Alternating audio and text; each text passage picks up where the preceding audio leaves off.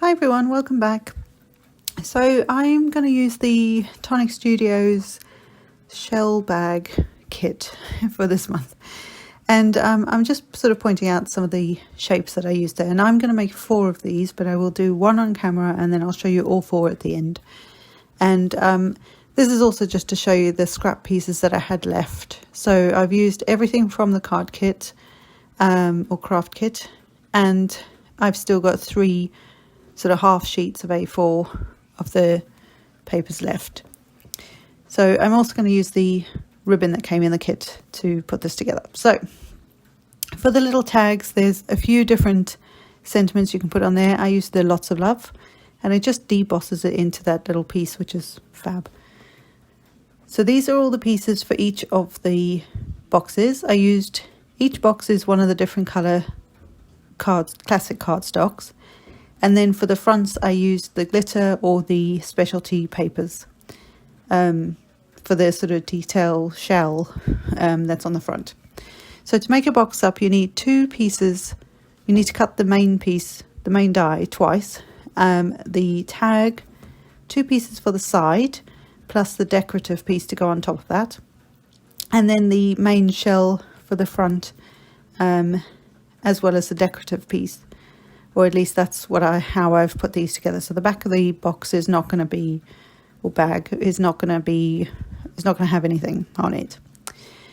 So as with all things like this, when you start doing them, they, are a little, you've got to kind of get your head around them. So by the 4th box, bag, I had this down to a bit of a fine art. So for these curved bits on the sides, to create the sides of the boxes, bags, I keep calling them boxes. I actually eventually, once I'd sort of pressed along the score line, I then used my finger at the back of the edge of that curve, and then used my bone folder and just sort of run that along that edge, using my finger as a guide behind it, just to help give a more sharp edge to those curves. Which it did help when it came to actually folding it and putting it together. So on both pieces, I'm just creating the curve, folding the bottom straight edge, and there's like a little triangle piece that will go help to sort of form the side of the box, which you'll see more in detail in a bit. So when it came to the front panel and the side panels, I actually, by the time we get to the 3rd or 4th box, I realized that in fact it might have even been the 2nd one, that actually you need, for me, I was better off putting these 2 pieces together and the side pieces, and then once the box was actually put together, the bag was put together, I then would curve, just with my fingers, curve the cardstock. So the front panel, so this sort of decorative shell for the front, I would curve so that it curved like up and round the box. You'll see what I mean when we put the box together. Bag, not box. I'm probably just going to say box from here on out without even thinking about it. And then the side pieces, you kind of curl in the opposite direction. Again, you'll see what I mean. So one you would curl in a concave and one in a convex, and ignore the noise in the background. So I stuck these 2 pieces together and they fit beautifully on top of each other, and just so much detail. The sentiment in the bottom section, there's 4 different sentiments that you can add into that section as you die cut it, and I did it all in one pass, and it just works so lovely and cuts them out beautifully. So for the side pieces, I'm just putting some wet adhesive along the side edges. I didn't bother with all the detail in the middle, and stuck them to the solid piece of cardstock, so you can see the decorative, looks like a mermaid's tail, which I thought was really cute with the seashell. So so I've got 2 of those that I'm going to get done, stuck together. And then I think also with the trying to get the panels on the front and the side of the box before you've made, actually put the box together, it's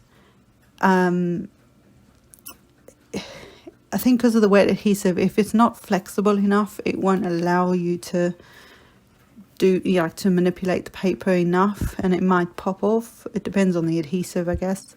I'm just using some tacky glue that I've had for many years, and it's done me well, but even with this sort of project, I found that doing this part afterwards was better.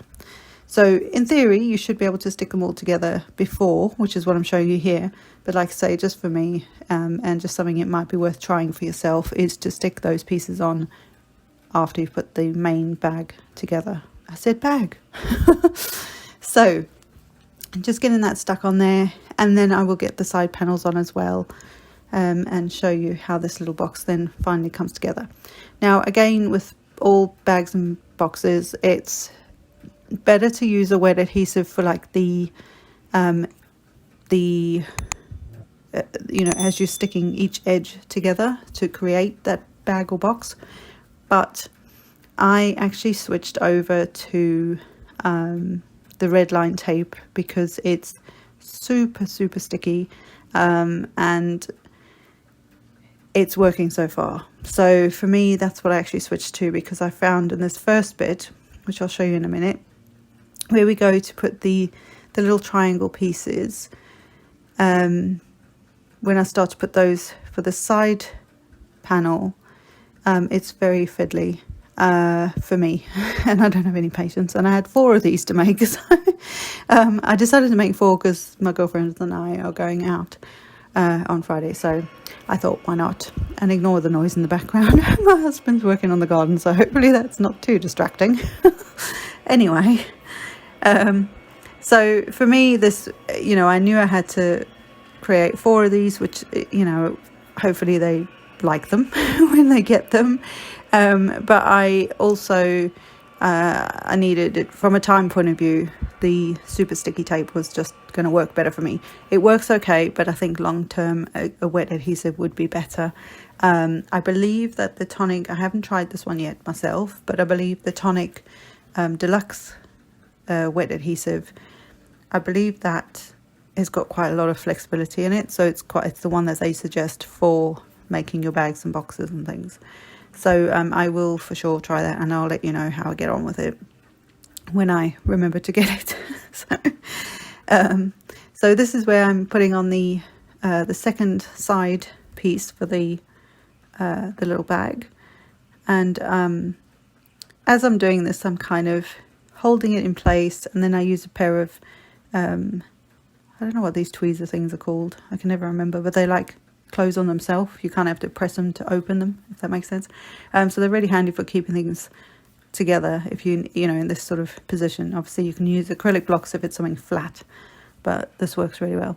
So this is where I switched out because that was becoming too fiddly for me. So I switched to my red line tape. I've got a few different thicknesses, so this works out really nicely, and I just used the really skinny one on the edge, and it was exactly the right sort of width for it, and then just burnished it with my fingers along that edge, because obviously it's a curve, so it's a little trickier to try and you can like manipulate the tape around that curve, so it's fine, but just be aware of that. And then I will also use this on the bottom of the bag. And just note to self, because I almost did this wrong, the base of the box, when you want to stick the base part of it, of the bag together, you only want that adhesive, whichever one you use, on one part, because the part that's going to sit essentially on the inside is the bit that you want the tape on. So you'll see here, I'll put it on the outside edge of one of the base pieces, as I'm doing here, and then that will be the only one. I will not put it on the other one. If you put it on the other one, you'll have tape on the outside of your bag. Obviously you don't want that, so I used the thicker one, the tape on there, and then I'm using the skinny one just so I made sure I had enough coverage on the whole bottom piece. So when I go to stick it down, I know that whole section is nicely glued together or adhered together. So getting the red liner tape off and putting the base in. I also found an easier way to get the bases on there first and then glue the rest of it together or adhere the rest of it together. I might do another video just showing you how to put this together the way that I eventually perfected it, so it works much better for me. And when you come to doing the side pieces, you kind of like, it looks harder than it is, but you kind of like curl or push and curl that side panel onto the curved edge of the tab, and then it will line up beautifully at the top. It's just so that as you push it to sort of curl it around that edge, it just creates that curved sides for the box, for the bag.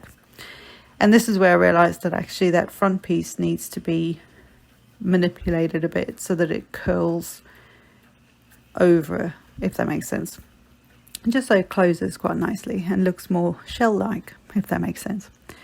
So got that done, and it still looks really, really good.